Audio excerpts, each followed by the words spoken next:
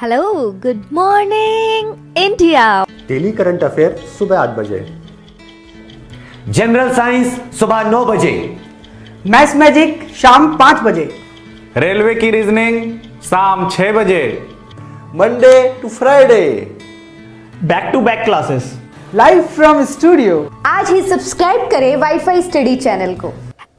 Hello friends, welcome to WiFi study changing the way of learning. मैं विवेक एक बार फिर से आप सभी के साथ हूं आरआरबी ग्रुप डी और एएलपी के लिए स्पेशल जनरल साइंस की लाइव क्लासेस लेकर। सामान्य विज्ञान की ये जो क्लास है डेली मंडे टू फ्राइडे सुबह 9 बजे होती है, जिसमें हम पहले कॉन्सेप्ट करते हैं, उसके बाद में हम क्वेश्चंस करते हैं। कॉन्सेप्ट समझ में नहीं आते तो हम लोग क्वेश्चन से कर लेते हैं, लेकिन हम लोग क्लास को अच्छे से कर लेते हैं। मेरा पूर्ण विश्वास है आप लोगों पर कि आप लोग अच्छे से पढ़ रहे होंगे, अच्छे से रिवाइज कर रहे होंगे। एक समस्या जो आजकल बहुत ज्यादा आ रही है, वो मैं खुद भी महसूस कर रहा हूं, वो ये है कि मान लो हमारी जो पिछली वाली क्लास है, जैसे क्लास नंबर 29 है, तो जो पहले की क्लास है उनका बच्चे भूल जा रहे हैं। तो मैं सिंपल सी एक बात आपको बता रहा हूं कि जहां भी आप कम ज्यादा जितना भी नोट करते हो, जितना भी आप नोट करते हो उसको रिवाइज करते रहो। और सैटरडे और संडे का जो समय ज्यादातर एमसीक्यू की प्रैक्टिस और रिवीजन पे दीजिए और भरोसे और विश्वास के साथ चलते रहिए। बहुत अच्छा इस बार आपका एग्जाम जाएगा। ये जनरल साइंस जो है ये हर एक एग्जाम के लिए यूजफुल है, चाहे वो NDA, CDS, UPSC, CAPF, SSC, CGL, CPO या जितने भी स्टेट के पीसीएस, आरओ, एआरओ या कोई भी पुलिस का एग्जाम होता है, UP police, Rajasthan police, Haryana या जो भी अन्य, और आरआरबी ग्रुप डी के लिए तो इंपॉर्टेंट है ही। तो स्टार्ट करते हैं आज का। कल कुछ बच्चों को ये था कि सर जो आपने सिल्क वाला और जो आपने ये वाला एग्जाम्पल दिया था, एक आपने सिल्क वाला एग्जाम्पल दिया था, कांच वाले जो एग्जाम्पल दिए थे, इसमें क्यों पॉजिटिव आता है, क्यों नेगेटिव आता है, इसका थोड़ा अंदर घुस के समझा लो। तो सर देखो कि बच्चा अंदर घुस के तो इसका ज्यादातर नहीं आपको बता पाएंगे, लेकिन फिर भी बता देता हूं कि कांच, गिलास और रेशम को रगड़ने पर, रेशम के कपड़े मतलब सिल्क को रगड़ने पर जो कांच होता है, देखो रगड़ने से आपने क्या दिया। देखो ये साइंस की कुछ बहुत ज्यादा डीप बातें होती हैं। जब आपने रगड़ा तो आपने कुछ एनर्जी प्रोवाइड करी, एनर्जी प्रोवाइड करने से कुछ इलेक्ट्रॉन ग्लास में से निकल के, कुछ इलेक्ट्रॉन किस में से निकल के, कांच में से निकल के कहां आ गए, रेशम में, सिल्क में आ गए। इलेक्ट्रॉन कहां चले गए, सिल्क में। यहां पे इलेक्ट्रॉन ज्यादा हो गए प्रोटॉन से, भाई इलेक्ट्रॉन कुछ कांच में से आ गए ना, तो ये क्या हो गया, नेगेटिव चार्ज। जब इसके ऊपर प्रोटॉन, क्योंकि इलेक्ट्रॉन कम रह गए इलेक्ट्रॉन ज्यादा जाने से, तो यहां पे क्या रह गया, पॉजिटिव चार्ज। भाई यहां पे इलेक्ट्रॉन ज्यादा हो गए तो नेगेटिव, यहां पे प्रोटॉन ज्यादा रह गए क्योंकि इलेक्ट्रॉन्स इजेक्ट हो गए थे तो पॉजिटिव। इसका मतलब यहां पे कांच क्या हो गया, पॉजिटिव, यहां पे कांच हो गया नेगेटिव। लेकिन हमेशा ऐसा नहीं होता, हमेशा ऐसा नहीं होता कि ग्लास पे सिर्फ और सिर्फ पॉजिटिव चार्ज आता है। क्योंकि अगर ग्लास को फर जो रोए होते हैं, रोए के साथ अगर आप क्या करते हो, रगड़ते हो, तो रोया जो होता है इसमें इलेक्ट्रॉन देने की क्षमता ज्यादा होती है, ये कांच को दे देता है। इसमें इलेक्ट्रॉन किसको दे देता है, कांच को। तो अगर रोए से रगड़ते हैं, फर से, तो ये हो जाता है नेगेटिव और ये हो जाता है पॉजिटिव। तो कहने का मेरा मतलब क्या है कि ये जो चीज है कौन सी कब पॉजिटिव होगी, कौन सी कब नेगेटिव होगी, ये डिपेंड करता है कि हम किसके साथ रगड़ रहे हैं। और रगड़ने से तो जो हम एनर्जी दे रहे हैं वो एनर्जी इस किसमें से इलेक्ट्रॉन निकालने में सक्षम है, एबल है। इस चीज को बोलते हैं वर्क फंक्शन। क्या बोलते हैं, वर्क फंक्शन। तो जिसका वर्क फंक्शन लोअर होता है, कम होता है, उसमें से इलेक्ट्रॉन निकल जाते हैं। तो कांच और रेशम के केस में वर्क फंक्शन किसका कम होता है, गिलास का। तो आप सिंपल सा एक चीज दिमाग में रखो कि कोई चीज जब रगड़ती है, दो चीज आपस में रगड़ती हैं, तो एक इलेक्ट्रॉन दे देती है, उसके पास कम रह जाते हैं, प्रोटॉन ज्यादा रहते हैं तो उसे पॉजिटिव कहते हैं।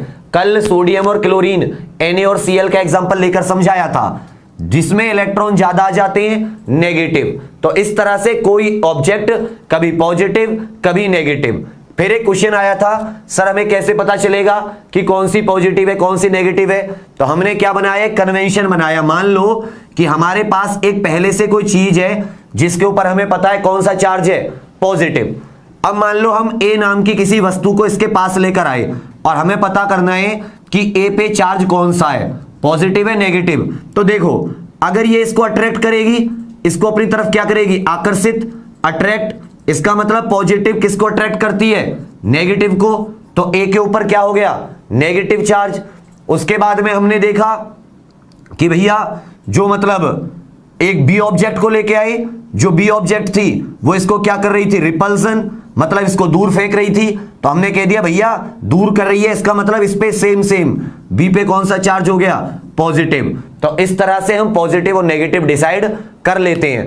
अब आप में से कुछ कहेंगे सर मान लो हमारे पास ये ऑब्जेक्ट ही नहीं है पहली वाली जिसका हमें पता है, तो भैया फिर हम क्या करते हैं, कन्वेंशन बना देते हैं कि जो चीज हमें पता है उसका हम मान लेते हैं कि भैया इस पे पॉजिटिव ही चार्ज होता है। इसके पास हम जो भी लेकर आएंगे अगर वो अट्रैक्ट कर रही है तो इसका मतलब हमारी वाली चीज पे नेगेटिव, इसका अपोजिट, और इसको दूर भेज रही है तो इसका मतलब इसके जैसा पॉजिटिव। ये एक परंपरा कन्वेंशन बना लेते हैं। ये क्लियर हो गया कब पॉजिटिव कब नेगेटिव।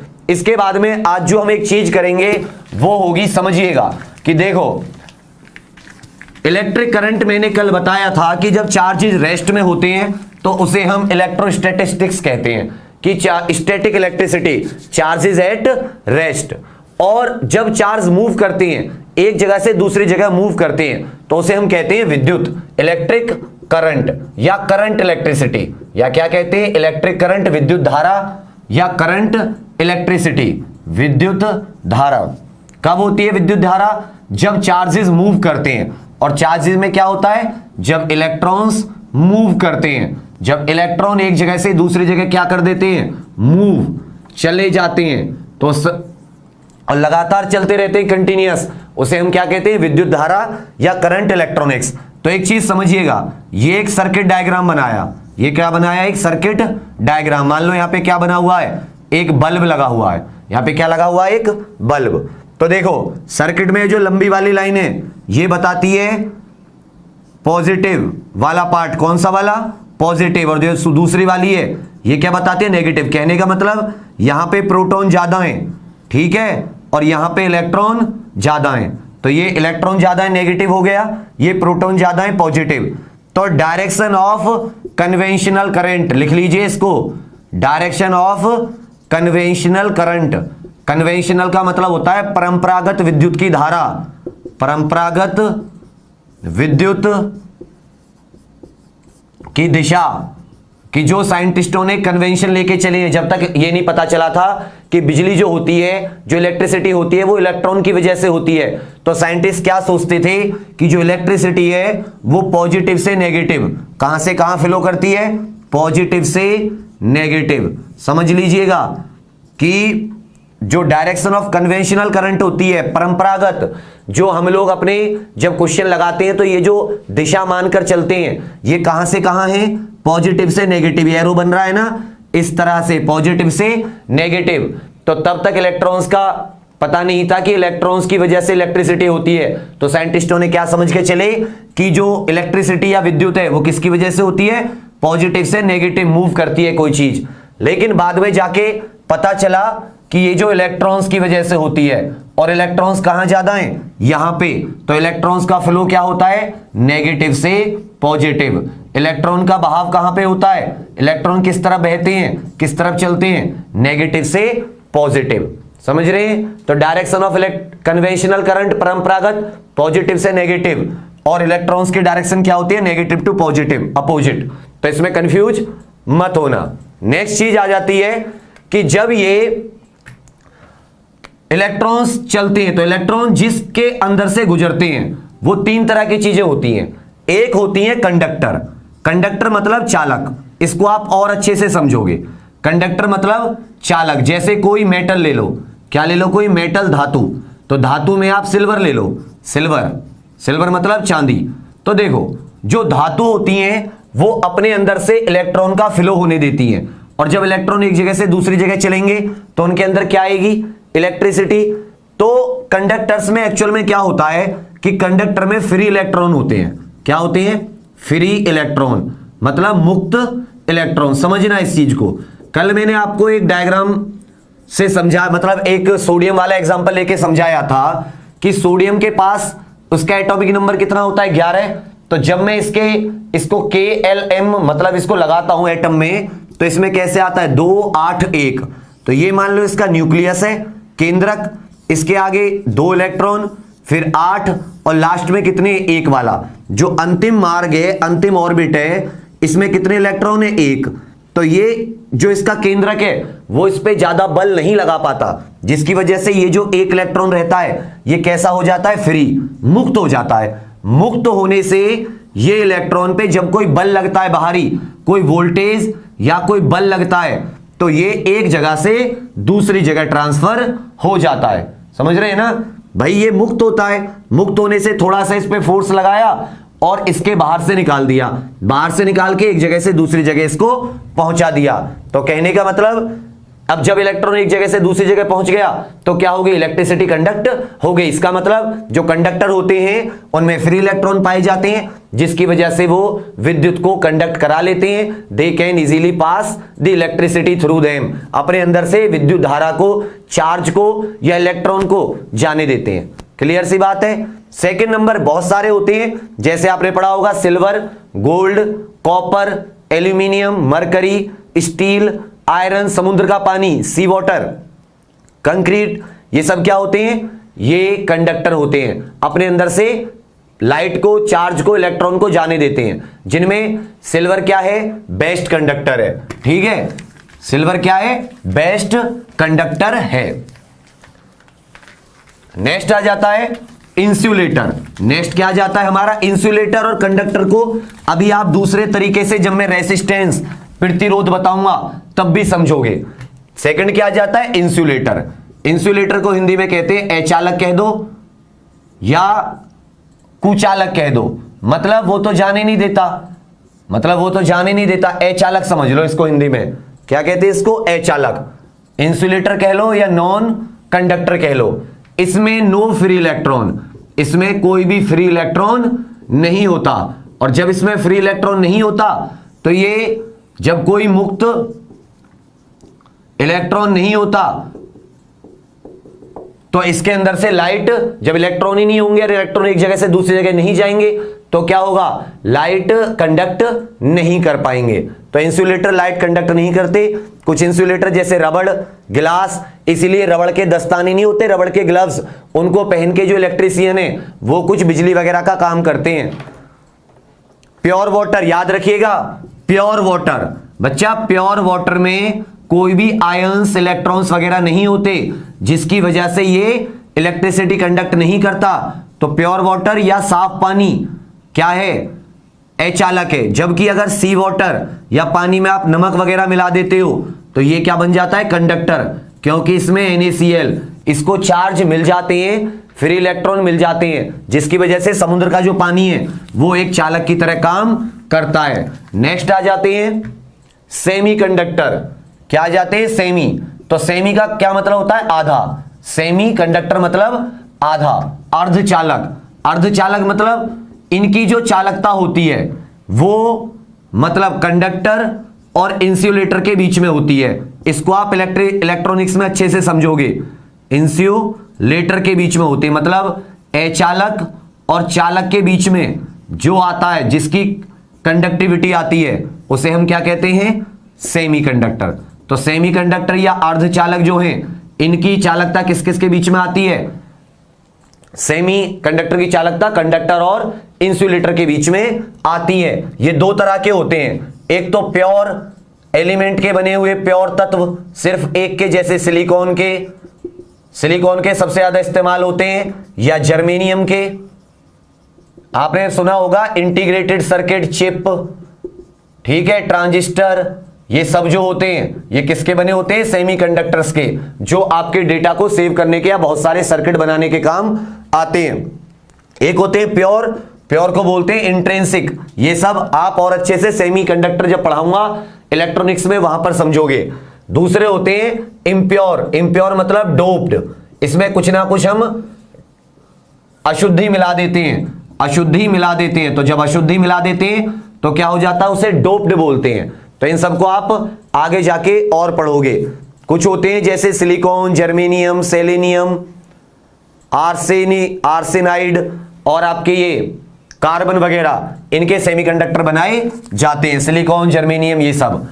तो कंडक्टर क्या होते हैं, उनके पास फ्री इलेक्ट्रॉन होते हैं। और सेमीकंडक्टर में याद रखिएगा जो कंडक्टिविटी होती है वो इलेक्ट्रॉन्स की वजह से भी हो सकती है। आयन समझते हो ना, Na ने एक इलेक्ट्रॉन दे दिया, वो क्या बन गया, Na पॉजिटिव।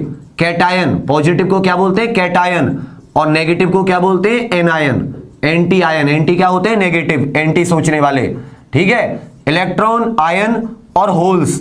अब कहोगे सर ये होल क्या होते हैं, लिख लो, इलेक्ट्रॉन, आयन। भाई देखो कंडक्टर में किसकी वजह से होती थी, सिर्फ इलेक्ट्रॉन की वजह से। सेमीकंडक्टर में किसकी वजह से होती है, तीनों, इलेक्ट्रॉन, आयन और होल्स। कोई इलेक्ट्रॉन जब अपनी जगह छोड़ देता है तो वहां पे क्या बन जाता है, एक छेद बन जाता है, एक होल बन जाता है। तो ये भी क्या काम करता है, इलेक्ट्रिसिटी कंडक्ट करने का काम करता है। किसमें, सेमीकंडक्टर में। इतना अभी दिमाग में बिठा लो, इससे ज्यादा मत सोचो। नेक्स्ट आ जाता है रेसिस्टेंस। देखो सारी चीजें समझ में आ जाएंगी, बस आप भरोसा रखना और रुके रहना, परेशान मत होना। क्वेश्चन करने में सारी चीजें आपको कवर हो जाएंगी। नेक्स्ट आ जाता है टॉपिक रेसिस्टेंस। इसको अच्छे से समझ लो। रेसिस्टेंस जिसे हिंदी में बोलते हैं प्रतिरोध, ठीक है। ऐसा यूनिट होती है, ऐसा मात्रक, ऐसा यूनिट ओम, OHM, जिसे लिखते हैं ओमेगा से। किससे शो करते हैं, ओमेगा से। तो रेसिस्टेंस को जानने से पहले एक लॉ लिखिए जिसे क्या बोलते हैं, ओम्स लॉ, ओम का नियम। ओम का नियम, तो ओम का नियम कहता है कि अगर all the physical conditions are constant, all the physical conditions are constant, कि जितनी भी भौतिक परिस्थिति हैं वो एकदम नियत है। सारी की सारी भौतिक परिस्थिति कैसी है, नियत। नियत का मतलब समझ रहे हो, constant. All the physical conditions are constant. Constant का मतलब होता है जैसे टेम्परेचर वगैरह, टेम्परेचर, प्रेशर, ये सब चेंज नहीं हो रही। टेम्परेचर मुख्य रूप से, तो सारी की सारी भौतिक परिस्थिति अगर कांस्टेंट है तो किसी सर्किट के अंदर से, एक बात और समझ लीजिएगा, वोल्टेज को किससे दिखाते थे, V से। जो करंट चलता था उसको किससे दिखाते थे, I से, ठीक है। और रेसिस्टेंस को किससे, ओम से, ऐसा यूनिट है, शो किससे करते, R से। तो किसी भी सर्किट के अंदर जो ये करंट फ्लो हो रहा है, जो ये विद्युत धारा बह रही है, वो किसके डायरेक्टली प्रोपोर्शनल होती है, वोल्टेज के।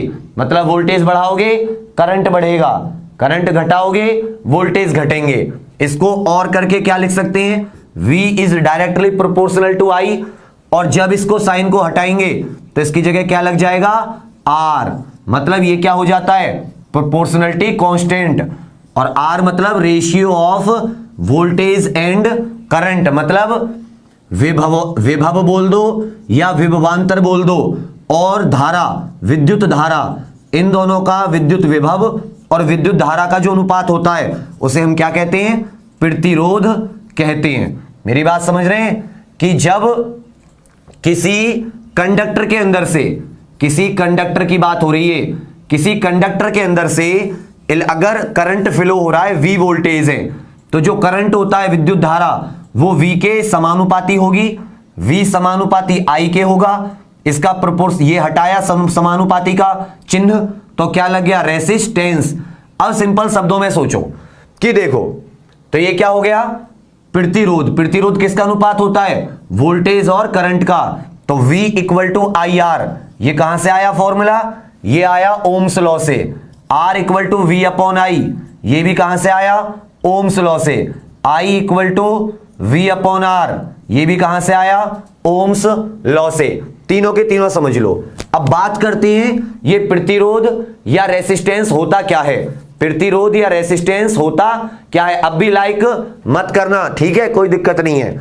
क्या है कि बच्चा, अब रेसिस्टेंस का समझिएगा यहां से मीनिंग, कि ये कंडक्टर है, इसका मतलब जब कंडक्टर के अंदर से करंट फ्लो होता है, इलेक्ट्रॉन फ्लो होते हैं, तो समझिएगा इस बात को।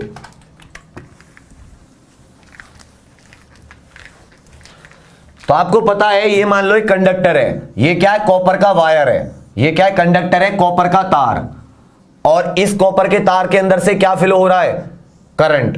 तो आपको पता है करंट किसकी वजह से फ्लो होता है, इलेक्ट्रॉन की वजह से। इलेक्ट्रॉन निकले आए। तो एक चीज बताओ, क्या सिर्फ इलेक्ट्रॉन थे? क्या इसके अंदर जो एटम था, जो कॉपर है, उसके अंदर भी तो कुछ ना कुछ था। उसके अंदर भी तो क्या थे, एटम थे भाई। जो कंडक्टर था उसके अंदर भी क्या थे, एटम, अणु, आयन थे, नहीं थे? तो जब ये इलेक्ट्रॉन चला और ये इनसे टकराया, इनसे टकराया, इनसे टकराया, बीच में इसको बहुत सारी चीजें मिली, टकराया, तो क्या हुआ, इसके टकराने से जब ये इलेक्ट्रॉन इनसे टकराया तो इसने क्या किया, रेसिस्ट किया। इसके फ्लो को, इसको चलने से क्या किया, रोका, चलने से रोका। और इस रुकाव की वजह से, रेसिस्ट करने की वजह से ही जो क्षमता आई उसे हम क्या कहते हैं, resistance. The oppose to the flow of electric charge, the opposition to the flow of electric charge, कि जो इलेक्ट्रिक चार्ज होता है इसके फ्लो को, इसको बहने से रोकने का जो प्रतिरोध होता है, उसका जो विरोध होता है, उसे हम क्या कहते हैं, रेसिस्टेंस कहते हैं। कि अगर किसी चीज को, चार्ज को फ्लो होने से रोक रहे हैं तो उसे क्या कहेंगे, रेसिस्टेंस। किसकी वजह से रोकते हैं, क्योंकि जिसके अंदर से वो चीज चल रही है, कॉपर या कंडक्टर, किसी भी चालक के अंदर एटम, अणु, आयन होते हैं, परमाणु होते हैं। जब ये इलेक्ट्रॉन उनसे टकराता है तो ये रुक जाता है, और जितने ज्यादा वो मतलब रुकाव होगा उतना ही रेसिस्टेंस ज्यादा होगा। इसको ऐसा समझ लो कि एक छोटी सी गली है, ठीक है, और यहां पे बहुत सारे व्यक्ति हैं, मेला लगा हुआ है, सब लोग मेले से आ जा रहे हैं, कोई जा रहा है, कोई आ रहा है। और आप अगर इसमें चलना स्टार्ट करोगे तो अगर आपकी जितना ज्यादा भीड़ होगी, यहां पे आप लोगों से टकराओगे धीरे धीरे धीरे धीरे, तो आपको क्या हो रहा है, रेसिस्ट मिल रहा है। आप क्या कर रहे हो, रेसिस्टेंस कर रहे हो। तो इसी को हम क्या बोलते हैं, रेसिस्टेंस, प्रतिरोध। किसकी वजह से होता है, जो अणु, एटम, ये सब चीजें होती हैं। एक चीज यहां पे थोड़ी गौर करने वाली है कि जब ये जो एटम्स किसी कंडक्टर में होते हैं तो इनके अंदर क्या होता है, ये कोई इस दिशा में होता है, कोई इस दिशा में होता है, कोई ऊपर होता है, कोई नीचे होता है। मतलब ये एक नेट डायरेक्शन में फ्लो नहीं होता, किसी नेट डायरेक्शन या एक निश्चित दिशा में इनमें बहाव नहीं होता। तो अब क्या करते हैं, जब इसको वोल्टेज से जोड़ते हैं, किससे जोड़ते हैं, वोल्टेज, बैटरी वगैरह से। तो याद रखना, वोल्टेज एक तरीके का इलेक्ट्रोमोटिव फोर्स देता है। क्या देता है, ईएमएफ, इलेक्ट्रोमोटिव फोर्स, एक तरीके का बल देता है। इस बल की वजह से ये जो अलग अलग दिशा में जा रहे थे, ये अलग अलग डायरेक्शन में ना जाके एक डायरेक्शन में फ्लो करने लगते हैं। और जब एक डायरेक्शन में फ्लो करने लगते हैं तो क्या हो जाता है, इलेक्ट्रिक करंट। तो वोल्टेज किसका काम करता है, फोर्स का, जो इन पे खिंचाव बनाता है। एक पुल होता है ना, खिंचाव, और खींच के इन्हें एक डायरेक्शन में कर देता है। इलेक्ट्रॉन का अपोजिशन, रेसिस्टेंस, और जो वोल्टेज है वो इनको एक डायरेक्शन में कर देता है खींच के, वो हो जाता है एक फोर्स।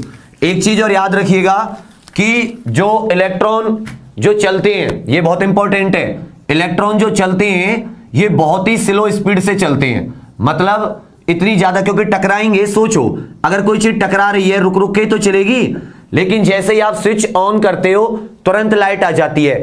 तो अभी तो टकरा टकरा के चल रहे हैं इलेक्ट्रॉन, तो उसको समय लगना चाहिए था, लेकिन लाइट इतनी जल्दी क्यों जल जाती है।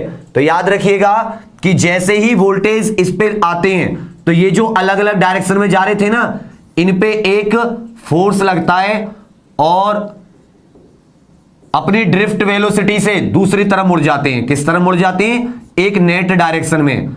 और एक दूसरे को, अब देखो, इलेक्ट्रॉन इससे टकराया, उसने इसको पास कर दिया, उसने इसको पास कर दिया, उसने इसको। मतलब ऐसा नहीं है कि ये इलेक्ट्रॉन ही यहीं आ गया, इलेक्ट्रॉन एक दूसरे को एनर्जी को पास करता चलेगा, जिसकी वजह से बहुत जल्दी लाइट जल जाती है। तो एक्चुअल इलेक्ट्रॉन नहीं आया था, फिर भी उसने जो उसका जो फोर्स था उसकी वजह से ये एक तरफ ड्रिफ्ट हो गए, एक तरफ मुड़ गए, और मुड़ने की वजह से इन्होंने एक दूसरे को क्या कर दिया, एनर्जी पास कर दी, जिससे लाइट बहुत जल्दी जल गई। ये तीन चार चीजें समझ में आई, ठीक है। नेक्स्ट आ जाता है रेसिस्टेंस। किस किस पे डिपेंड करता है रेसिस्टेंस। तो देखो एक चीज और यहीं पे कर लो कि अगर आप V और I के बीच में, मान लो यहां पे क्या है, करंट, और यहां पे क्या है, वोल्टेज, इनके बीच में ग्राफ बनाते हो, और ग्राफ कैसा आता है, सीधी रेखा। कैसा आता है, सीधी रेखा या स्ट्रेट लाइन। थोड़ी देर में समझ में आ जाएंगी सारी चीजें, 2-3 मिनट वेट कर लेना बस। सीधी रेखा, तो ऐसे कंडक्टर को क्या बोलते हैं? Ohmic conductor. क्या बोल देते हैं? ओहमिक चालक, जिनके बीच में ये जितने भी कॉपर वगैरह ये होते हैं ना, कॉपर, सिल्वर, ये सब कैसे होते हैं? ओहमिक चालक। मतलब इनके बीच में ग्राफ कैसा आता है? कांस्टेंट स्ट्रेट लाइन, सीधी रेखा। और अगर ग्राफ सीधी रेखा नहीं आता है, ऐसा आता है या ऐसा आता है आई और वी के बीच में, तो ये होते हैं नॉन ओहमिक। ये कैसे होते हैं? नॉन ओहमिक, मतलब गैर ओहमिक, गैर ओहमिक चालक। कौन कौन से? जैसे डायोड, ट्रायोड, ये डायोड वगैरह पढ़ोगे आप सेमीकंडक्टर में, ट्रांजिस्टर वगैरह, ये सब क्या होते हैं? ये सब नॉन ओमिक होते हैं। इनका जो वी और आई का ग्राफ है वो स्ट्रेट लाइन नहीं होता, पैराबोला या अलग अलग तरीके की फिगर होती हैं। सिर्फ ओमिक का कैसा होता है? स्ट्रेट लाइन, सीधी रेखा में। नेक्स्ट आ जाता है रेसिस्टेंस किस किस पे डिपेंड करता है। तो देखो, रेसिस्टेंस मुख्य रूप से 2-3 चीजें लिख लो। रेसिस्टेंस टेम्परेचर से क्या होता है? तापमान से इसका संबंध क्या होता है? तापमान से। तो अपने आप थोड़ा सा दिमाग लगा लो यहां पे। कंडक्टर की बात करूं, किसकी बात करूं? कंडक्टर, चालक जो होते हैं। तो एक चीज सोचो कि जैसे ही मैं कॉपर को गर्म करूंगा, इसका तापमान बढ़ाऊंगा, समझना, हीट किया, तापमान बढ़ाऊंगा, तो इसके अंदर जो पॉजिटिव नेगेटिव एटम थे उनकी काइनेटिक एनर्जी क्या हो जाएगी? बढ़ जाएगी, नहीं बढ़ जाएगी? भाई जैसे ही मैं इसमें टेम्परेचर बढ़ाऊंगा उनकी काइनेटिक एनर्जी बढ़ जाएगी और वो एक दूसरे से दूर जाने लगेंगे, जल्दी जल्दी दूर जाने लगेंगे, और आता हुआ जो इलेक्ट्रॉन है उससे ज्यादा कोलिजन होने लगेगा, उससे ज्यादा टकराने लगेंगे। समझ रहे हैं मेरी बात को? जब भैया इसमें तापमान बढ़ाएंगे, टेम्परेचर देंगे, तो क्या होगा कि ये जो पॉजिटिव नेगेटिव कॉपर के अंदर थे इनमें ज्यादा कोलिजन होने लगेगा, ये ज्यादा जल्दी एक दूसरे से दूर जाने लगेंगे, जिसकी वजह से क्या होगा कि और ज्यादा रेसिस्टेंस बढ़ जाएगा। तो तापमान इंक्रीज करने से रेसिस्टेंस बढ़ जाता है। अगर आप टेम्परेचर इंक्रीज करते हो तो जो कंडक्टर होते हैं उनका रेसिस्टेंस इंक्रीज हो जाता है, क्योंकि उनके अंदर जो एटम वगैरह होते हैं उनकी काइनेटिक एनर्जी बढ़ जाती है, वो एक दूसरे से ज्यादा दूर जल्दी जल्दी जाने लगते हैं, ज्यादा कोलिजन होने लगते हैं। लेकिन जो सेमीकंडक्टर होते हैं, सेमीकंडक्टर, उनका रेसिस्टेंस टेम्परेचर बढ़ाने पर घटता है। ठीक है, ये उसी में जानोगे। कंडक्टर के लिए समझ लो, क्यों? क्योंकि काइनेटिक एनर्जी बढ़ जाती है, तो इसलिए अगर टेम्परेचर आप बढ़ाते हो, टेम्परेचर बढ़ाते हो तो रेसिस्टेंस बढ़ेगा, मतलब कम चार्ज या ज्यादा आपको फोर्स लगाना पड़ेगा चार्ज को भेजने के लिए। चलिए नेक्स्ट आ जाता है कि रेसिस्टेंस और किस किस पे डिपेंड करता है। तो देखिए, रेसिस्टेंस डायरेक्टली प्रोपोर्शनल होता है लेंथ, लंबाई of conductor, length of conductor के, किसके? लेंथ। मतलब ये छोटा कंडक्टर है, मान लो 1 मीटर का, और ये मैंने कितने का ले लिया? 5 मीटर का। तो ये सिंपल सी बात है इसमें सोचने, ये छोटी गली, ये लंबी गली, आपको यहां से एंटर करना है, समझना, ये छोटी गली और ये कैसी होगी? लंबी। आप यहां से एंटर करोगे, बीच में बहुत सारे लोग हैं, तो आप जाहिर सी बात है उनसे टकरा टकरा के थोड़ी देर में निकलोगे, नहीं निकलोगे? तो अगर आपको लंबी दूरी तय करनी पड़ेगी तो रेसिस्टेंस क्या हो जाएगा? बढ़ जाएगा। समझ रहे हैं ना? छोटी दूरी तय करनी पड़ेगी, आप टकरा के जल्दी निकल जाओगे, रेसिस्टेंस कम।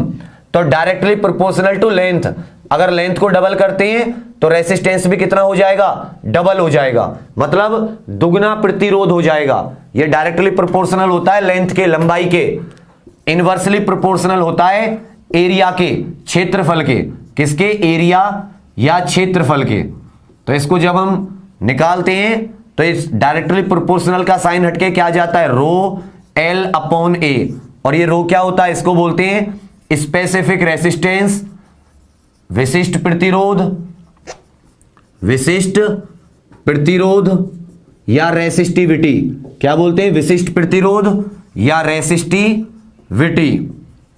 थोड़ा जो ये इलेक्ट्रिसिटी वाला चैप्टर होता है ना, इसमें आपको बेसिक जानकारी होनी जरूरी है। ठीक है, ये 10th में है, बहुत अच्छा चैप्टर है, इसकी बेसिक जानकारी होनी जरूरी है। इसलिए कभी कभी कम समझ में आता है क्योंकि आपके बेसिक क्लियर नहीं होते, तो क्योंकि इसमें थोड़ी साइंस आ जाती है। तो R equal to rho L upon A. ये जो रो है इसको या तो विशिष्ट प्रतिरोध बोलते हैं या रेसिस्टिविटी, प्रतिरोधकता।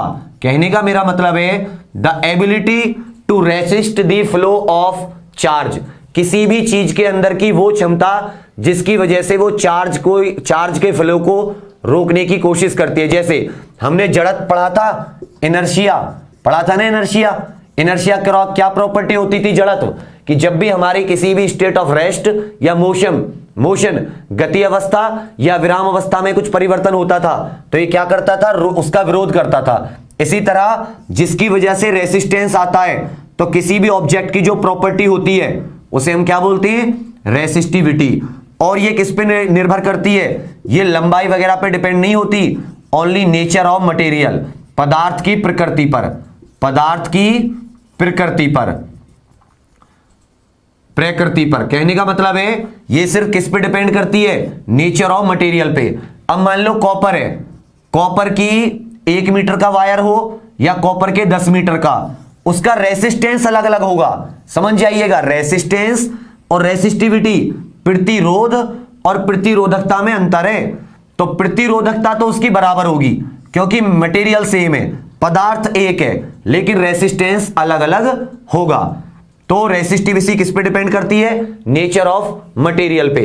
जो कंडक्टर होते हैं कॉपर वगैरह, उनकी रेसिस्टिविटी कम होती है, तो रेसिस्टिविटी कम होती है तो जाहिर सी बात है वो कम विरोध करते हैं।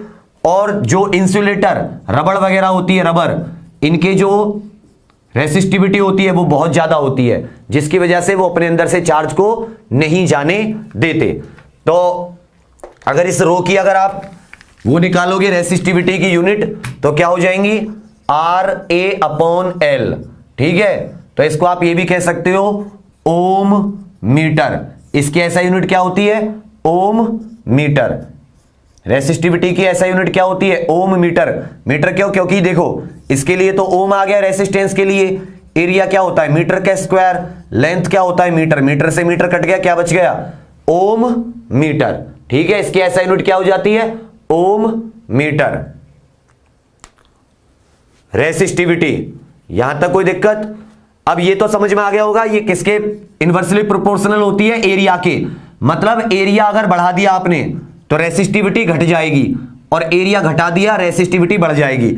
इसीलिए सोचो, एक मोटा वायर है, एक तो पतला वायर है, ठीक है, और एक मोटा वायर है, दोनों की लेंथ बराबर है, 1 मीटर 1 मीटर, किसका रेसिस्टेंस ज्यादा होगा। तो बच्चे सोचो, इसका एरिया क्या है, कम, भाई ये पतला है, इसका एरिया क्या है, कम। तो अगर एरिया कम है तो रेसिस्टेंस क्या हो जाएगा, ज्यादा। इसका एरिया क्या है, ज्यादा, इसका एरिया क्या है, मोटा है, इसका एरिया क्या है, ज्यादा। तो अगर एरिया ज्यादा होगा तो रेसिस्टेंस क्या हो जाएगा, कम हो जाएगा। इसको क्वेश्चंस में भी आप करोगे, इसको किस में करोगे, क्वेश्चंस में भी करोगे। अभी बस आप थोड़ा थोड़ा समझते रहो, और जो नहीं समझेंगे उनके लिए बहुत ज्यादा प्रॉब्लम आ जाएगी।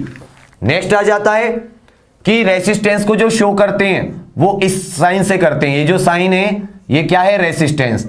चाहे अब यहां पे आप कुछ भी लगा लेना, ठीक है, जो भी विरोध करेगा उसको हम क्या दे देंगे, रेसिस्टेंस।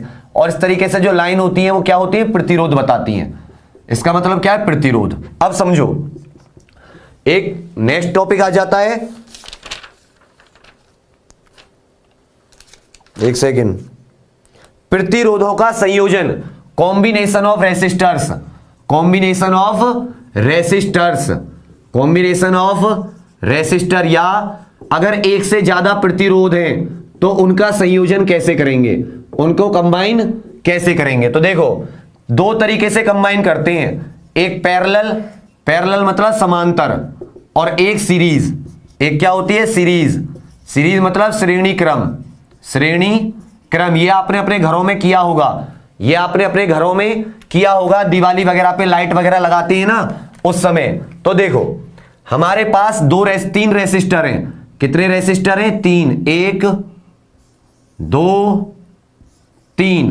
तीनों को एक वायर से जोड़ा, और उस एक वायर को क्या किया, वोल्टेज से, बैटरी से जोड़ दिया। हमारे पास 3 रेसिस्टर हैं, R1 R2 R3। तो एक दूसरे के कैसे लगे हुए हैं, ये पैरेलल में लगे हुए हैं ना, तो इसको क्या बोल देते हैं, पैरेलल कॉम्बिनेशन। अगर ये तीनों हैं और हमें इसका क्या निकालना हो, टोटल रेसिस्टेंस निकालना हो। क्या निकालना हो, टोटल रेसिस्टेंस। तो आप क्या करो, तीनों का उल्टा करो और तीनों को जोड़ दो। तो याद रखिएगा, अगर पैरेलल में, समांतर में आप टोटल रेसिस्टेंस निकाल रहे हो तो 1/r टोटल, उसका भी रेसिप्रोकल कर दो उल्टा और तीनों को उल्टा करके जोड़ दो। पैरेलल में हमेशा जो टोटल रेसिस्टेंस होता है वो डिक्रीज करता है। पैरेलल में जो टोटल रेसिस्टेंस होता है वो डिक्रीज करता है या घटता है। समझ रहे हैं इस बात को? जो पैरेलल या समांतर संयोजन होता है, कॉम्बिनेशन होता है, उसमें टोटल रेसिस्टेंस कम हो जाता है।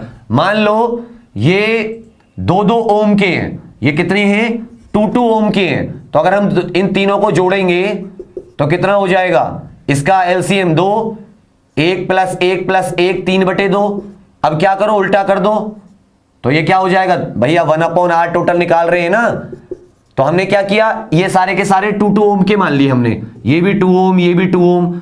अब इनको पैरेलल में जोड़ा तो उल्टा करके जोड़ना पड़ेगा, अभी बताया। 1/r टोटल, इनको उल्टा किया, एलसीएम 2 आया, 1 1 1 सबका 3 3/2। अब जब इसको उल्टा करेंगे टोटल निकालने के लिए तो दोबारा से रेसिप्रोकल, तो 2/3 कितना हो जाएगा, 0.66 लगभग हो जाएगा ना, 0.66 ओम। तो देखो थे तो ये 2-2 ओम के, घट के कितना रह गया, 0.66।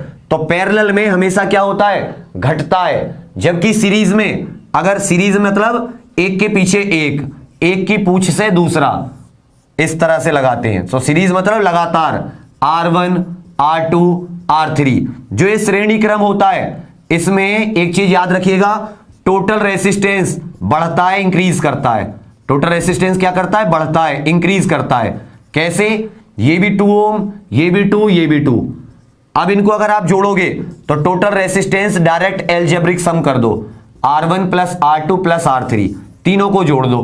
तीनों को जोड़ो, 2 + 2 + 2 कितने हो गए, 6 ओम।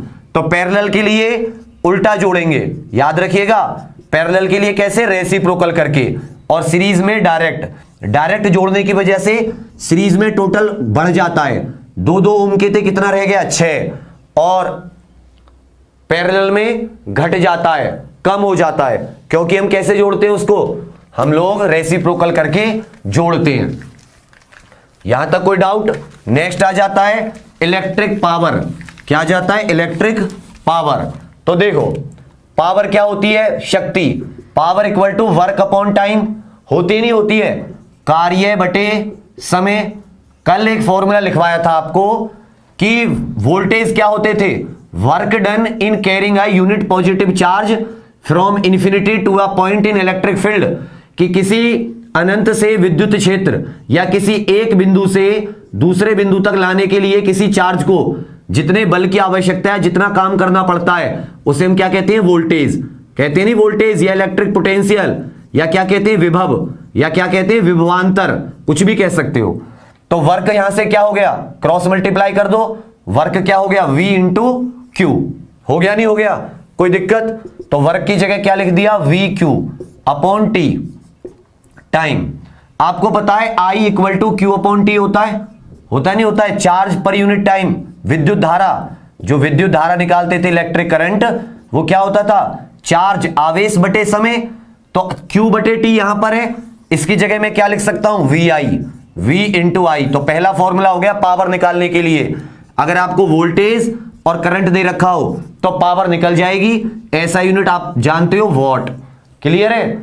अब अगर आपको पता है 3 फॉर्मूले, V = IR, इस V की जगह क्या लिख दो, IR। तो यहां पे IR लिख दिया, I पहले से था, तो I कितने हो गए, 2। तो दूसरा फॉर्मूला हो जाता है P = I²R। तीसरा, I की वैल्यू क्या होती थी, V/R। ये सब ओम्स लॉ से आया है, नहीं आया है?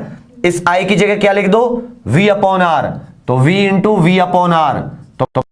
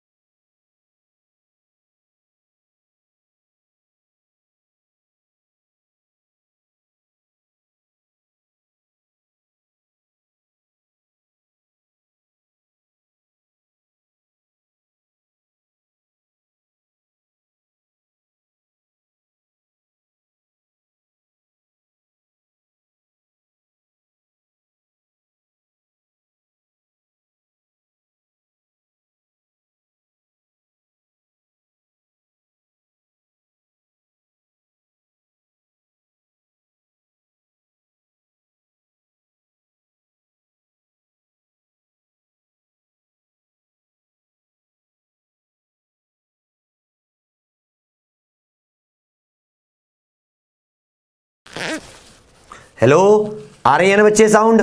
Okay okay, done done done, बस 1 मिनट।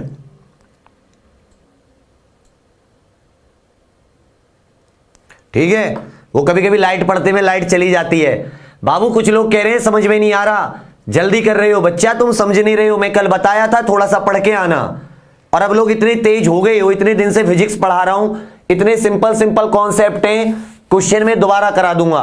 तो देखो, आई की जगह v अपॉन आर रखा, तो v 2 बार v स्क्वायर अपॉन आर, 3 फॉर्मूले हो गए, एक v इंटू आई, एक आई स्क्वायर आर, और एक p equal to v square upon R, electric power निकालने के लिए। नेक्स्ट आ जाता है हमारा commercial unit of electrical energy, commercial unit of electrical energy, electrical energy या विद्युत ऊर्जा की व्यावसायिक इकाई।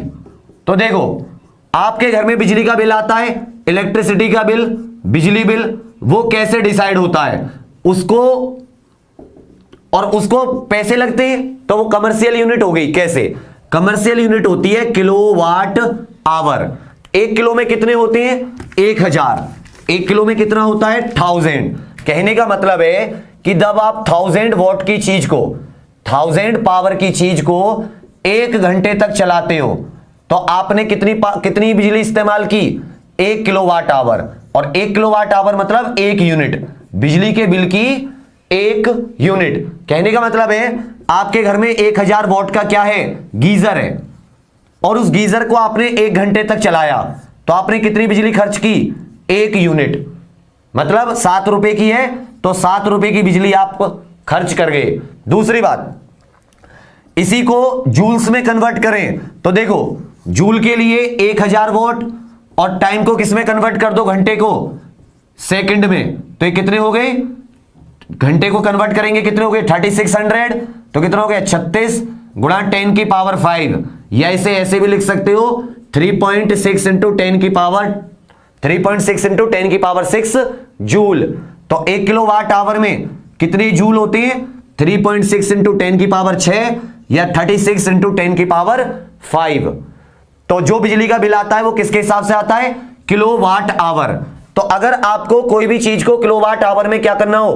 कन्वर्ट करना हो, तो आप क्या करो कि जितने वॉट खर्च हुए गुणा घंटा, 1 घंटा 2 घंटे जितनी चली है, 1000 से डिवाइड कर दो। 1000 से जिस भी चीज को आप भाग दे देते हो वो किस में बदल जाती है?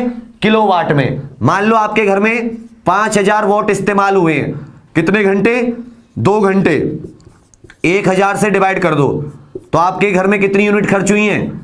10 यूनिट। मतलब 7 रुपए के हिसाब से कितने रुपए का बिल आया है? 70 रुपए का बिल आया है। इसे बोलते हैं कमर्शियल यूनिट ऑफ इलेक्ट्रिसिटी। यहां तक क्लियर हो गया? चलिए लास्ट क्वेश्चन पे आ जाते हैं अब हम। बस एक चीज समझ लो कि जो पोटेंशियल होता था, इलेक्ट्रिक पोटेंशियल, वोल्टेज, तो वोल्टेज को नापा जाता है किसमें? वोल्टेज को नापा जाता है वोल्टमीटर से। किससे नापा जाता है? वोल्टमीटर से। लिख लो, वोल्टेज नापने के लिए, पोटेंशियल नापने के लिए, विभव नापने के लिए किसका इस्तेमाल करते हैं? वोल्टमीटर का। और वोल्टमीटर को हमेशा कैसे लगाते हैं? वोल्टमीटर को हमेशा पैरेलल लगाते हैं। कैसे लगाते हैं? पैरेलल, समांतर। सर्किट में वोल्टमीटर को कैसे लगाते हैं? समांतर, रेसिस्टेंस या किसी भी चीज के समांतर। और इसका जो रेसिस्टेंस होना चाहिए आइडियल का, मतलब एक आदर्श वोल्टमीटर का रेसिस्टेंस कितना होना चाहिए? अनंत। आपको पता है पैरेलल, समांतर में जो भी चीज लगाएंगे उसका टोटल पे ज्यादा असर नहीं पड़ेगा, वो कम हो जाएगा। तो अगर आप किसी चीज का वोल्टेज निकालना चाहते हो तो आपको वोल्टमीटर का इस्तेमाल करना पड़ेगा। और वोल्टमीटर को आप कैसे लगाओगे? समांतर। और एक आइडियल या आदर्श वोल्टमीटर का रेसिस्टेंस, प्रतिरोध कितना होना चाहिए? अनंत। दूसरी बात, अगर आपको करंट को मेजर करना है तो आप किसका इस्तेमाल करोगे? Ammeter, AMMETER। किसका इस्तेमाल करोगे? आमीटर का। और आमीटर को सर्किट में कैसे लगाते हैं? सीरीज में। कैसे लगाते हैं? सीरीज, श्रेणी क्रम में। कैसे लगाते हैं? सीरीज में। और इसको श्रेणी क्रम में लगाते हैं, सीरीज में। और इसका जो रेसिस्टेंस होना चाहिए आइडियल, आदर्श एमीटर का वो कितना होना चाहिए, 0। आदर्श या आइडियल एमीटर का जो रेसिस्टेंस है वो कितना होना चाहिए, 0। तो वोल्टमीटर से पोटेंशियल, विभव, विभवांतर, वोल्टेज और इससे इलेक्ट्रिक करंट आई। क्लियर है? परंपरागत करंट की डायरेक्शन पॉजिटिव से नेगेटिव। तो ये हो गई आज की कुछ चीजें। मुझे पता है कुछ को समझ में आया होगा, कुछ को समझ में नहीं आया होगा। फिर से एक बार बता दूं, जब तक 2 बार नहीं पढ़ोगे बाबू कुछ समझ में नहीं आएगा। और मैं रटा नहीं रहा, मैं थोड़ी थोड़ी चीजों को समझाने की ही कोशिश कर रहा हूं। शाबाश सर, क्वेश्चन लगा दीजिए। Question number 1, question number 1 question कीजिएगा। और बहुत धन्यवाद साथियों, आप इतनी देर तक रुके रहे। बहुत साथी चले गए पर फर्क नहीं पड़ता, एंड तक कहते हैं ना, जीत अनंत होती है लेकिन जो अंत तक रुकता है होती उसी की है। लगे रहना। क्वेश्चन नंबर 1 इसको हटा देता हूं जिससे कि आपको क्वेश्चन आसानी से दिख जाए। क्वेश्चन अच्छे हैं, न्यूमेरिकल भी हैं बहुत सारे, इससे न्यूमेरिकल भी आते हैं चैप्टर से। क्वेश्चन फर्स्ट है, charge on a charge object remains. किसी आवेशित वस्तु का आवेश उसके इंटरनल सरफेस पे रहता है, आंतरिक पृष्ठ पर, आउटर एक्सटर्नल सरफेस बाहरी पृष्ठ पर, कुछ इंटरनल कुछ एक्सटर्नल, या सारे सही हैं। किस पे रहता है बताइए जल्दी से। क्वेश्चन नंबर 1 का बी, क्वेश्चन नंबर 1 का बी कि चार्ज कहां रहता है, आउटर सरफेस पे। इसीलिए अगर कार में कोई बैठ जाता है बिजली गिरने पर तो कार में बैठा व्यक्ति सुरक्षित रहता है। खिड़की वगैरह बंद कर ले तो if a person is sitting in a car in a time of at a time of lighting he will be safe if he is in the car. Okay, क्योंकि कार के ऊपर जो उसकी बाहरी आउटर सरफेस होता है उस पे रहता है। तो आंसर क्या हो जाएगा, बी। शाबाश, बी वाला सही है, पहले बता चुका हूं कल वाली क्लास में। क्वेश्चन नंबर 2 बी वाला सही है, कार में बैठे व्यक्ति को करंट नहीं लगता। किसका कारण क्या है कि चार्ज जो रहता है वो आउटर सरफेस पे रहता है। बी, डी का आंसर डी और ये सब मत कहिए, आपको पढ़ा चुका हूं अच्छे से और अब इसी बातों पे अच्छा नहीं लगता आप ऐसे करेंगे तो। दूसरी बात देखो, इस दुनिया में कोई किसी का नहीं है, ये बात मैं समझ गया। अगर आपसे बार बार कहते हैं बच्चा लाइक कर दो तो आप कर देते हो, नहीं तो आपके लिए क्या है मास्टर, पतला सा है, बेकार सा है, ये क्यूट सा नहीं है। और क्या कहते हैं सर उसे, दूसरा जो होता है मासूम सा। ठीक है, तो इसको लाइक क्यों करेंगे, इनोसेंट सा। हाँ तो कोई बात नहीं, चलो देख लिया जाएगा। 2 का आंसर बताओ। क्या लगा दिया ये, question number 2, if you are going in a car in case of lighting you will. अगर आप कार में जा रहे हो और बिजली गिरने वाली है तो सुरक्षित रहने के लिए आप क्या करोगे, कार की खिड़कियां बंद कर लोगे, कार की खिड़कियां खोल दोगे, सड़क पर बैठ जाओगे केजरीवाल की तरह, या कुछ नहीं करोगे, जल्दी बताओ। शाबाश, आप खिड़की दरवाजे कार के बंद करके आराम से कार में ही चलते रहोगे या बैठे रहोगे। बाहर आओगे सेफ नहीं रहोगे, क्योंकि कार में क्या रहता है, ऊपर वाला मतलब ऊपर चार्ज रह जाते हैं, अंदर आप सेफ हो। क्वेश्चन नंबर 3, क्वेश्चन नंबर 3, शाबाश। To increase the total resistance in a circuit, resistance should be joined in. विद्युत परिपथ में कुल प्रतिरोध बढ़ाने हेतु प्रतिरोधों को जोड़ना चाहिए। पैरेलल, सीरीज, कुछ पैरेलल कुछ सीरीज, इनमें से कोई नहीं। जल्दी से बताइए। To increase the total resistance,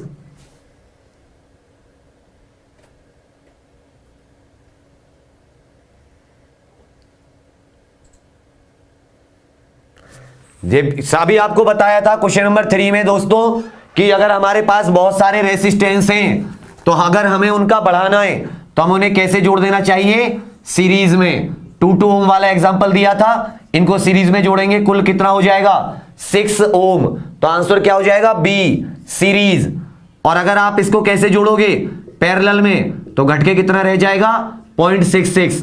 तो बढ़ाने के लिए सीरीज और घटाने के लिए पैरेलल, समानांतर।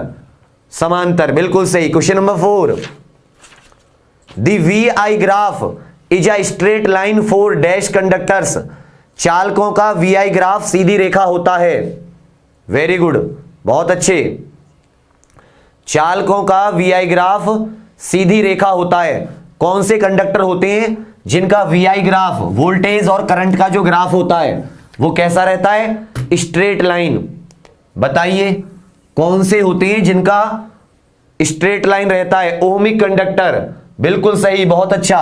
किसका बच्चे, ओमिक कंडक्टर। ओमिक कौन से, कि जिनका V और I का जो रेशियो होता है वो कांस्टेंट रहता है। कैसा रहता है, कांस्टेंट। कैसा रहता है, V और I का नियत। तो ऐसे कौन से कंडक्टर होते हैं, ohmic, ohmic conductor.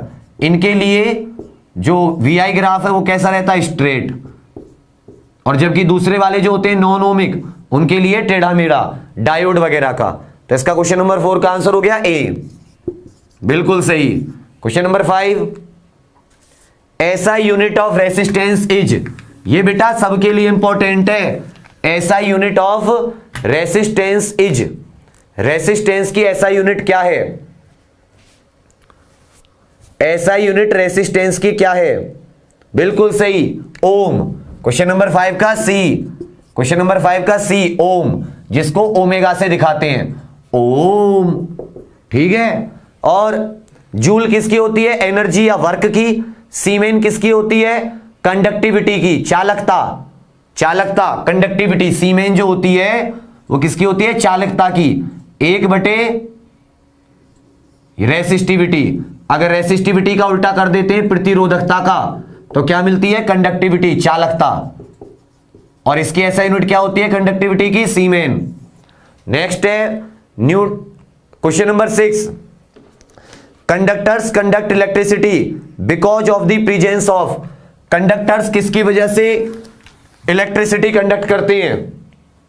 Question number 6 का, किसकी वजह से करते हैं, शाबाश। क्वेश्चन नंबर 6 का आंसर दीजिए।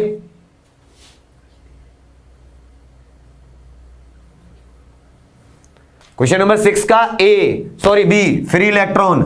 कंडक्टर्स में क्या बताया था आपको, फ्री इलेक्ट्रॉन होते हैं, बताया था ना ये वाला एग्जांपल देके, 2, 8 और 1, ये वाला फ्री होता है और फ्री होके वो दूसरे के फोर्स की वजह से चला जाता है, तो वो इलेक्ट्रिसिटी कंडक्ट करते हैं। तो कंडक्टर्स किसकी वजह से इलेक्ट्रिसिटी कंडक्ट करते हैं, फ्री इलेक्ट्रॉन, बी की वजह से। क्वेश्चन नंबर 7, शाबाश, किसकी वजह से करते हैं, बी की वजह से। बहुत अच्छे, बहुत अच्छे, जिंदाबाद।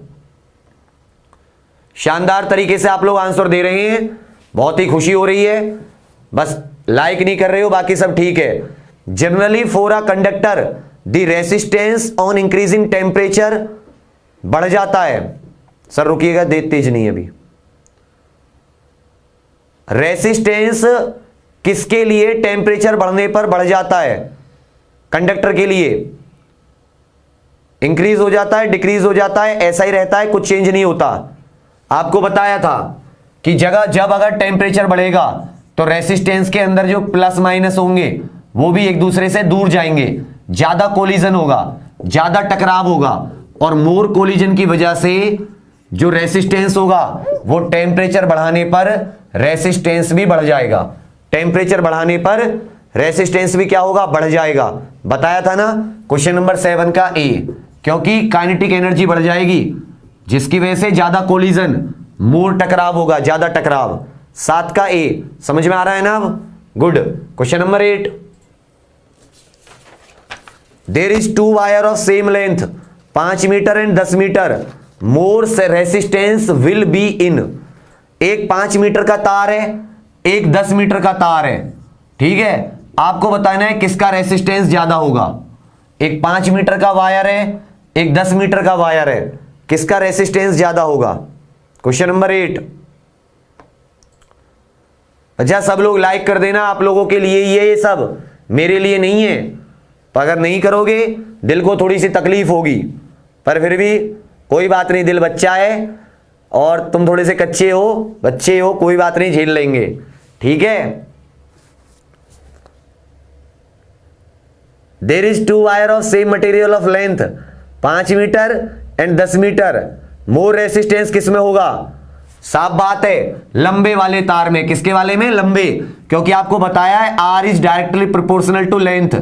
लंबाई बढ़ेगी, रेसिस्टेंस भी बढ़ेगा। गली वाला एग्जांपल दिया था ना, लंबी गली से निकलने में, लंबी भीड़ भाड़ वाली गली में से निकलने में आपको ज्यादा समय लगेगा, और छोटी भीड़ भाड़ वाली गली होगी तो छोटी है तो आराम से या जल्दी निकल जाओगे।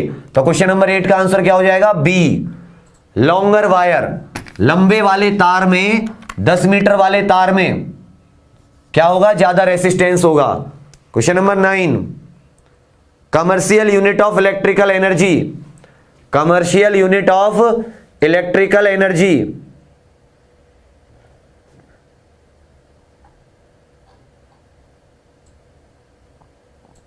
गुड।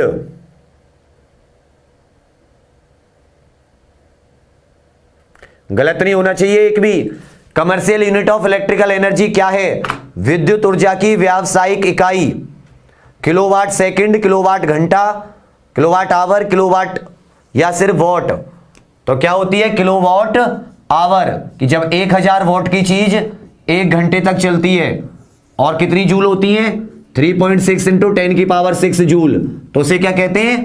1 यूनिट। तो क्वेश्चन नंबर 9 का बी। क्वेश्चन नंबर 10, शाबाश, बहुत खुशी की बात है, बहुत बढ़िया।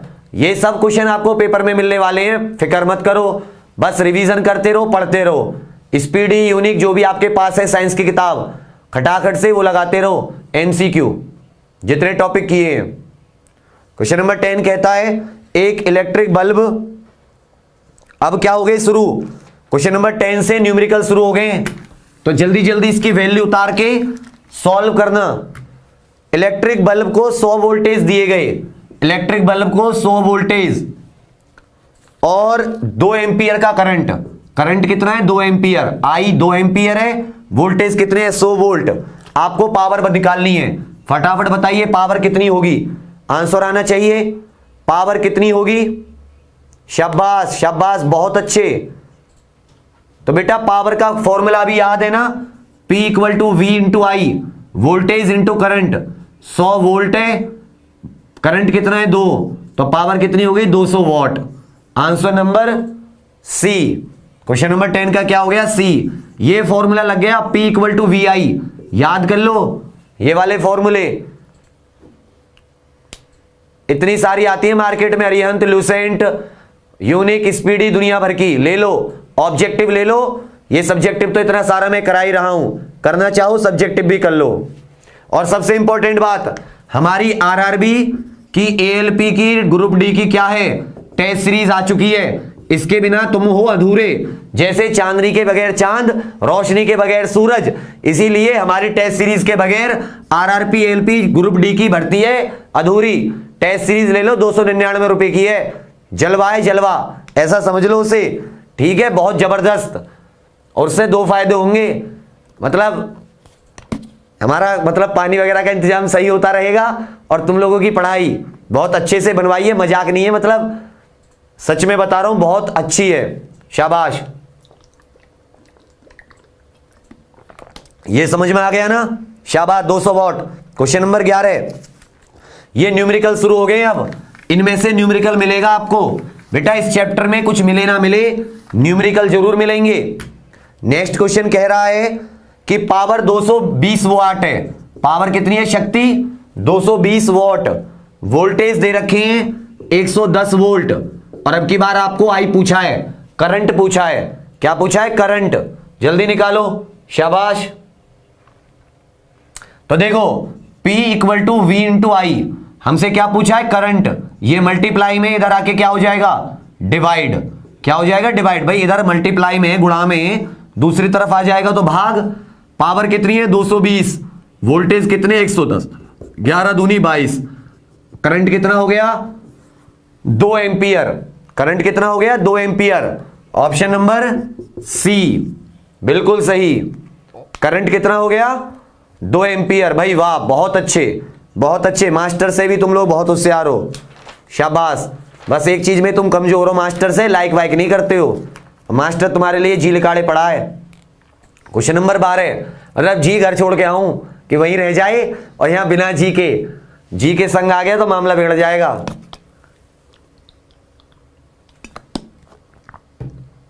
क्या होता है ना साथियों, कुछ टॉपिक थोड़े डिफरेंट हो जाते हैं, कभी हमने बहुत कम पढ़े होते हैं, और ये इलेक्ट्रिसिटी एक ऐसा टॉपिक है, इसमें बच्चे, होशियार बच्चे भी 10th क्लास वगैरह में ध्यान नहीं देते, तो एक साथ चीजें नहीं आएंगी, थोड़ा सा आपको समय देना पड़ेगा।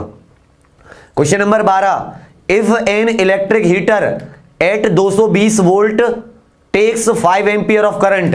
एक इलेक्ट्रिक हीटर है, क्वेश्चन पढ़ लेना, तो जो जो वैल्यू दे रखी है उन्हें उतार लो। उसको कितने वोल्टेज दे रखे हैं, 200 वोल्ट, 220, करंट कितना है 5 एम्पियर का। क्लियर है?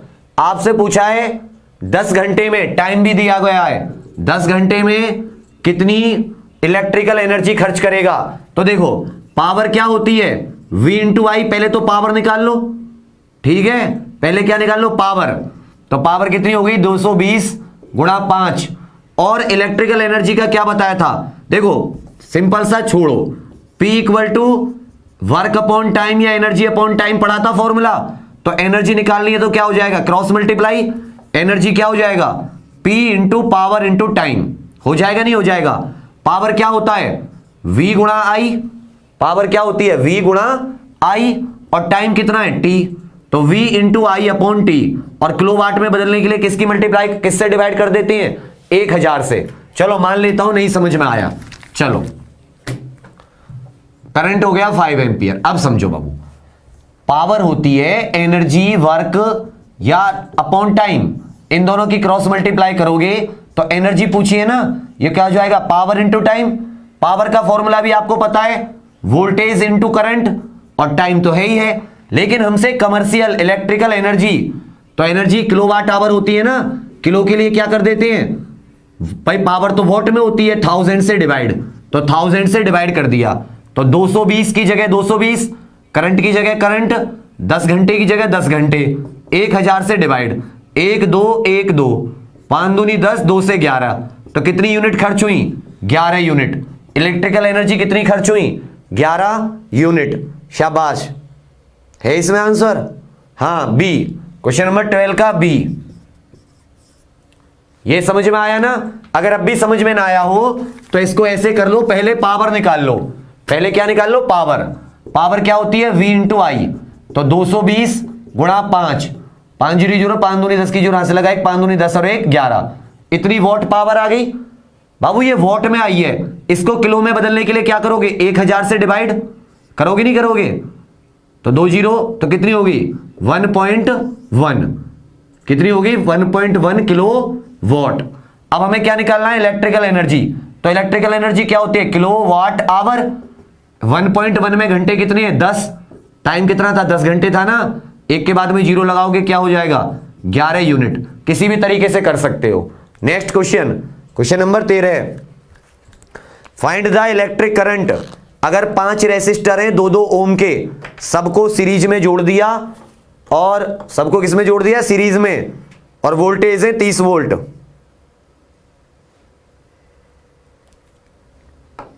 गुड बेटा, फास्ट ही करा रहा हूं, कितनी जल्दी आ गया यहां तक। अब मैं फिरक नहीं बन जाऊं, लट्टू बन जाऊं, लट्टू है नहीं, बताओ। मुझे लग रहा है कि सबसे ज्यादा अधैर्य रेलवे वाले हैं कि बेटा तुम्हारी तो रेल पटरी पे आ जाएगी, पर मेरी हमेशा के लिए पटरी से उतर जाएगी। तुम जैसे फास्ट और स्लो करते हो ना, पता लगा किसी दिन कांड हो गया विवेक का, और तुम्हें कुछ ना है, तुम तो भैया यहां ना तो कहीं और कहीं ना तो कहीं और कर ही लोगे, और मास्टर की पटरी, रेलगाड़ी पटरी से उतर गई, भैया चढ़ाने में बड़ा मुश्किल हो जाएगा। देखो 5 रेसिस्टर हैं 2-2 ओम के, 1 2 3 4 5, ये भी 2 ओम, ये भी 2 ओम, ये भी 2 ओम, ये भी 2, ये भी 2, इनको 30 वोल्टेज से जोड़ा गया है। किससे जोड़ा गया है, 30 वोल्टेज की बैटरी से।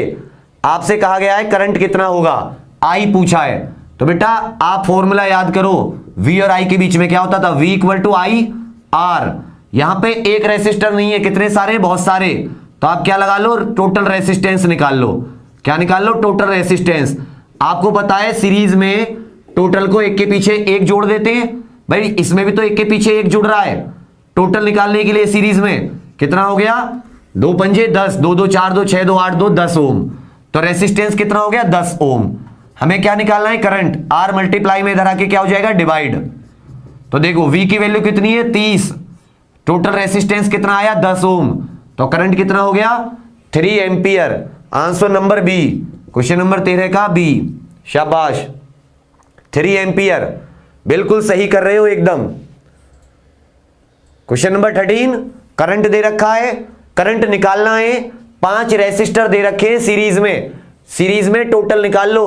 टोटल के लिए क्या कर देते हैं, एक दूसरे को ऐड कर देते हैं। टोटल रेसिस्टेंस 10 ओम, वोल्टेज दे रखे हैं 30, फॉर्मूला होता है V equal to I R, ये मल्टीप्लाई में इधर आके डिवाइड, तो V upon R equal to I, 30 upon 10, 10 से कट गया 3 बार। शाबाश। क्वेश्चन नंबर 14, इसमें वोल्टेज पता करनी है। क्वेश्चन नंबर 14 में आपको क्या करना है, वोल्टेज। क्वेश्चन नंबर 14 में क्या करना है साथियों, वोल्टेज। जाना नहीं है, बस थोड़ी देर की बात है, जो गए कोई बात नहीं। क्वेश्चन नंबर 14, इसमें 3 पैरेलल में दे रखे, एक 9 ओम, दूसरा भी 9, तीसरा भी 9। ध्यान से देखोगे तो कैसे हैं, एक दूसरे के पैरेलल में है या नहीं है। आपको वोल्टेज बतानी है। अब की बार करंट दे रखा है आपको 5 एम्पियर, करंट कितना दे रखा है, ध्यान से देखोगे तो 5 एम्पियर। वोल्टेज पूछे हैं तो बाबू इसमें भी क्या निकाल लो, टोटल रेसिस्टेंस। और आपको पता है पैरेलल में टोटल रेसिस्टेंस उल्टा कर दो, तो 1/9, 1/9, 1/9, तीनों का एलसीएम 9, 9 से 9 को डिवाइड किया 1 1 1, 3/9। टोटल रेसिस्टेंस निकालने के लिए उल्टा किया, 9/3, टोटल रेसिस्टेंस कितना आ गया, 3 ओम। तो V इक्वल टू क्या होता है, आई आर, फॉर्मूला होता है ना V equal to I R. I कितना दे रखा है, 5 एम्पियर, और रेसिस्टेंस कितना आया, 3, तो वोल्टेज कितने हो गए, 5 या 15 वोल्ट। तो आंसर क्या है 14 का, सी। क्वेश्चन नंबर 14 का आंसर क्या हो गया, सी वाला। क्वेश्चन नंबर 14 का आंसर क्या हो गया, सी। सी 15 वोल्ट। पहले पैरेलल में टोटल निकाल लिया, टोटल आया कितना, 3 ओम, उल्टा रेसिप्रोकल करके जोड़ा। इसमें किसी को दिक्कत नहीं आ रही होगी, आ रही होगी तो 1-2 क्वेश्चन करना इन वैल्यू को चेंज करके, मैं फिर बता दूंगा कितना वोल्टेज आ गया, 15 वोल्ट, बिल्कुल सही। क्वेश्चन नंबर 15 इनमें से कौन सा पावर निकालने का फॉर्मूला नहीं है, इनमें से कौन सा पावर निकालने का फॉर्मूला नहीं है। क्वेश्चन नंबर 15 में, शाबाश जल्दी। तो देखो बेटा P इक्वल टू वी आई, ये भी होता है। I की जगह जब हम क्या लिख देते हैं, V अपॉन आर, तो फॉर्मूला क्या हो जाता है, V² अपॉन आर, ये भी है।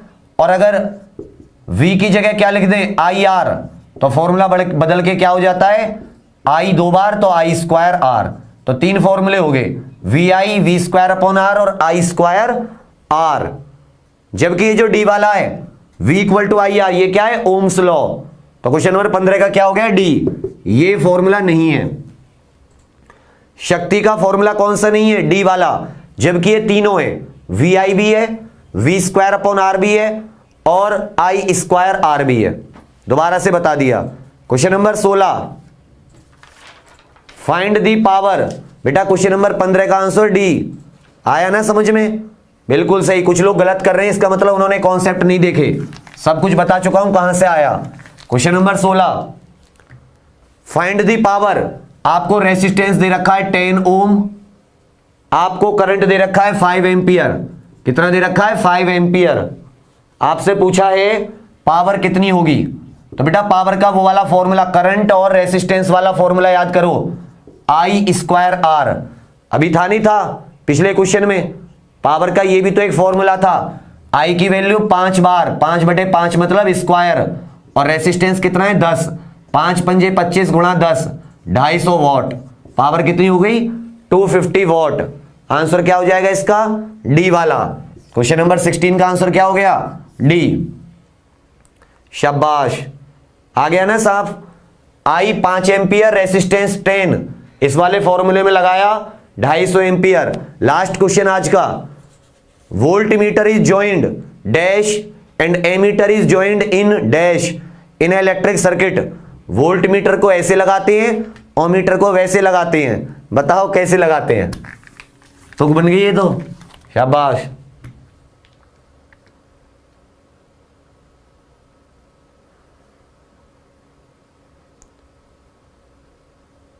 दिल टूट गया पता है मेरा, कोई बात नहीं।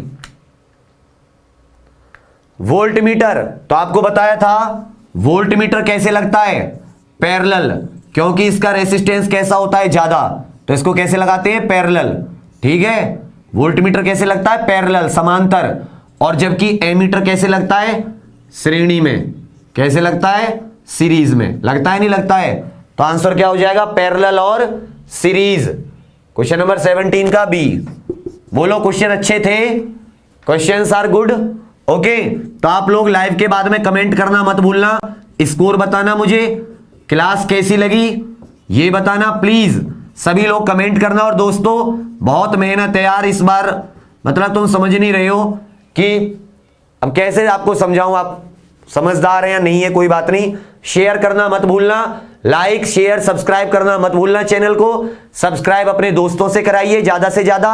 और अगर आपको हमारी बात पे थोड़ा बहुत यकीन आ रहा हो कि हाँ सर अच्छा है, तो आप टेस्ट सीरीज हमारी ले सकते हैं, इससे आपका ही फायदा होगा।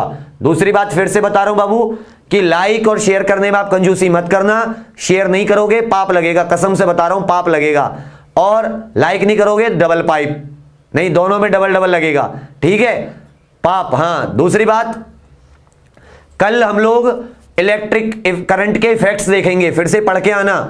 Effects of electric current, magnetic effect, chemical effect, heating effect, bulb किसका बना होता है, नाइक्रो, मैग्नेटिक इफेक्ट, ये सब। फिर मैग्नेटिज्म, चैप्टर 2 क्लास में क्लोज। उसके बाद में थर्मोडायनेमिक्स। क्वेश्चंस अच्छे थे, स्कोर कैसा है लाइव के बाद में कमेंट करके बताना ज्यादा से ज्यादा, उन्हें मैं अच्छे से समझता हूं। थोड़ा तेज था मैं जानता हूं आज, तो उन मेरे वो साथी जिनको थोड़ा कम समझ में आया उनसे माफी चाहूंगा और उन्हें एक चीज कहना चाहूंगा कि एक बार कोशिश करना, एक बार कोशिश करना। वो कहते हैं ना, नन्ही चींटी जब दाना लेकर चढ़ती है, नन्ही चींटी जब दाना लेकर चलती है, चढ़ती दीवारों पर 100 बार फिसलती है। मन का विश्वास रगों में साहस भरता है, चढ़कर गिरना गिरकर चढ़ना ने अखरता है। आखिर उसकी मेहनत बेकार नहीं होती और कोशिश करने वालों की कभी हार नहीं होती। कोशिश कीजिएगा, 2 बार समझ में आ जाएगा। मिलते हैं कल सुबह 9 बजे इसी ऊर्जा इसी मुस्कुराहट के साथ। तो कल का इंतजार करेंगे, सब लोग आइएगा लाइव ज्यादा से ज्यादा, सबके लिए इंपॉर्टेंट है। एक और इंपॉर्टेंट बात कि कल हम लोग एनालिसिस है अभी 10:30 बजे CHSL की, हमारे प्रिय नमन सर के द्वारा, उसे भी कीजिएगा बेटा। रात में 10 बजे, रात को 10 बजे साइंस के क्वेश्चंस चल रहे हैं UPSC लेवल के, वो आप लोगों के लिए भी बहुत इंपॉर्टेंट है। और अगर उन क्लास में आप लोग आओगे रात 10 बजे, बहुत मजा आएगा आप लोगों को। बहुत अच्छे क्वेश्चंस करा रहे हैं उसमें। कल एक क्लास हो चुकी है, दूसरी है। और मैं एक चीज सोचा हूं कि आपके कुछ लोगों का डाउट है हिस्ट्री ज्योग्राफी आएगी नहीं आएगी, तो हम क्या करते हैं, तैयार रहते हैं। मान लेते हैं हिस्ट्री ज्योग्राफी आ जाती है, पहले आई है, हालांकि सिलेबस में क्लियर नहीं बताया गया है, आ जाती है, तो हम लोग क्या करेंगे, मेरा मैराथन क्लास लाने का मन है। मैराथन का मतलब समझते हो? जो लोग मुझे CDS से जानते हैं, मैराथन का मतलब है 6 से 7 घंटे की लगातार क्लास, रात के 10 बजे से सुबह 4, 5, 6 जब तक मन होता है, मैराथन क्लास। तो आप लोग जितना मैराथन को सपोर्ट करना चाहते हैं कमेंट कीजिएगा हर जगह, अपने दोस्तों को बताइएगा। इस मैराथन में history geography eco polity constitution या जितनी भी ड्रामे हैं सारे के सारे कंप्लीट किए जाएंगे। 10, 12, 13 क्लास होती हैं। जैसे एक क्लास में मॉडर्न हिस्ट्री समाप्त, एक क्लास में मेडिवल समाप्त, एक में एंशिएंट खत्म, 2-3 क्लास में ज्योग्राफी, 2-3 क्लास में पॉलिटी। इस तरह से करते हैं मैराथन। तो आप लोग सपोर्ट करोगे तो we will be with you. तो आप शेयर करो, लाइक करो, इतना ही चाहिए, बाकी तुम्हारा भाई सबका बदला ले लेगा। ठीक है, चलिए मिलते हैं नेक्स्ट क्लास में कल। थैंक यू, जय हिंद, धन्यवाद।